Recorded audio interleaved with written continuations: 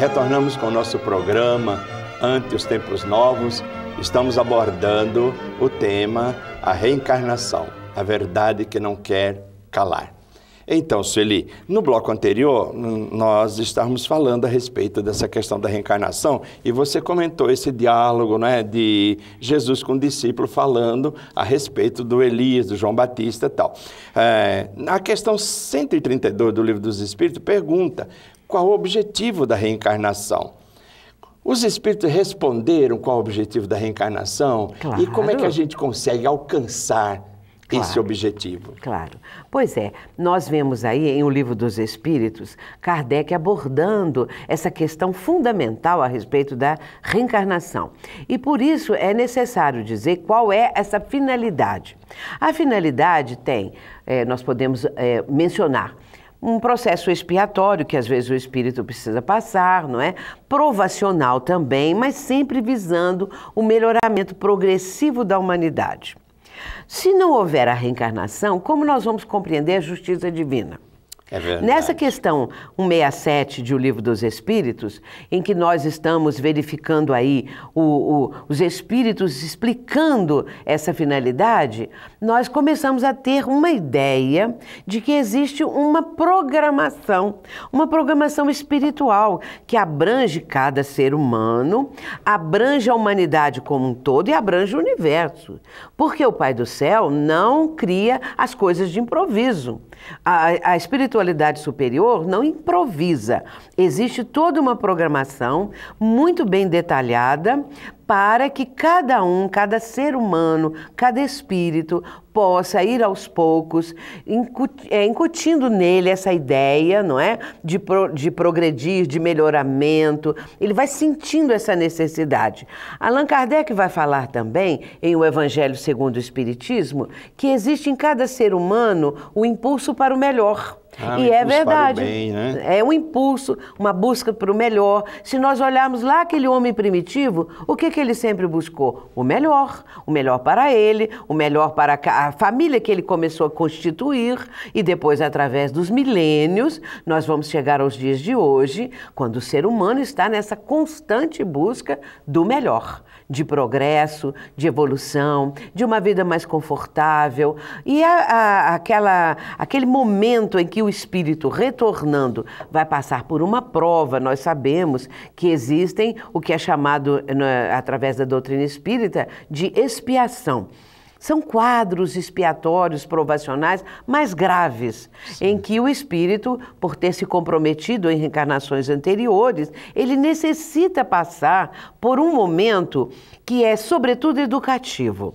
Às vezes as pessoas pensam que a dor é uma punição. Pois é, que a dor é um castigo divino, que Deus está punindo os infratores, mas, na verdade, a dor é um processo educativo, porque nós poderíamos progredir pelo amor, pelo bem que façamos, não é? Por uma estrada bem reta, conforme até Buda, não é? No budismo menciona o dever retamente cumprido, andar retamente, mas a pessoa vai por caminhos de atalhos, de problemas, de dificuldades maiores e, de repente, ela está se comprometida perante a lei divina. Então, precisa voltar, precisa ressarcir aqueles débitos, precisa dar à economia divina o que ela tirou. É verdade. Aqueles que, por exemplo, desviam verbas, desviam recursos de pessoas necessitadas, que os remédios ficam por aí,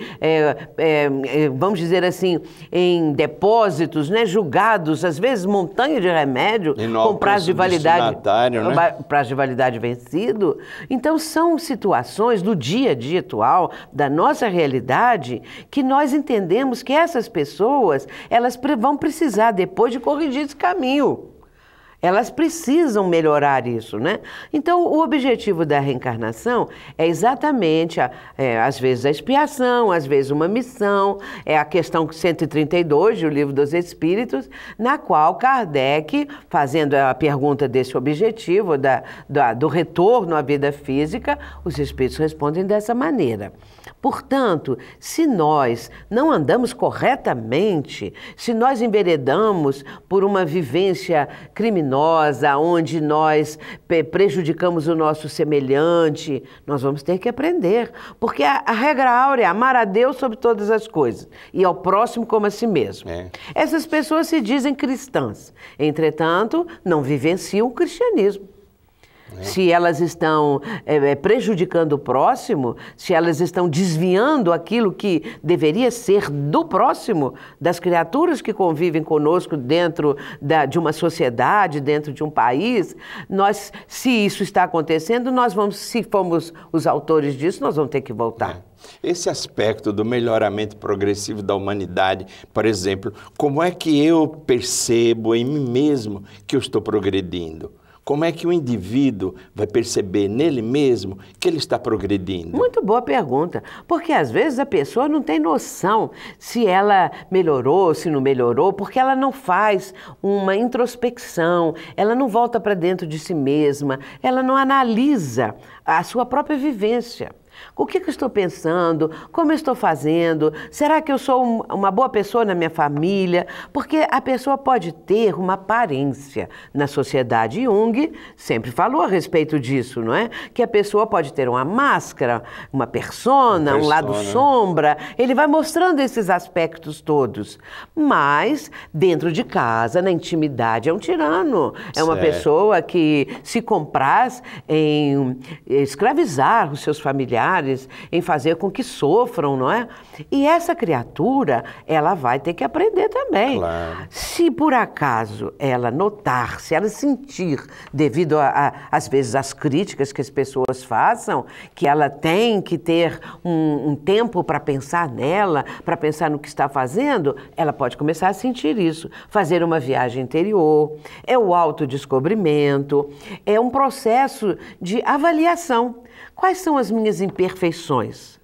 Porque Sócrates, que nós sabemos a sumidade, né? É um dos benfeitores da humanidade, Sócrates já nos ensinou. Homem, conhece-te a ti mesmo. Ah, essa daí é muito importante. Pois é. Essa questão do É conhecimento o homem e a mulher, si todo mundo. Claro. É o hoje homem em dia a gente raça, já fala. né? Pois é. Gênero. Então, homem, conhece-te a ti mesmo.